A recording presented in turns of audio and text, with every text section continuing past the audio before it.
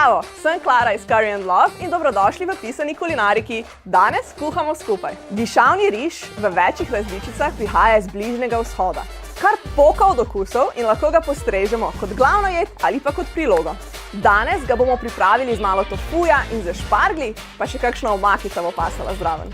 V ponvi segrejemo kokosovo maslo ter dodamo začimbe, cimet, kumino in kurkumo.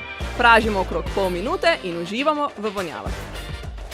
Dodamo česen in riž ter oboje pražimo okoli 3 minute. Posolimo in zalijemo z vodo. Dodamo še žafran in lovor ter kuhamo pokrito 7 minut. Nato riž odstavimo na stran za 15 minut, da se do konca skuha v svoji lastni sopari.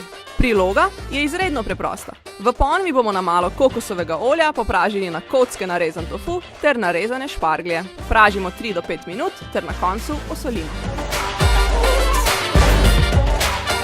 Sedaj pa moj najljubši del. Všeč mi je, kako je na Bližnjem vzhodu riž serviran na velikih krožnikih z omako in zelenjavo po njem.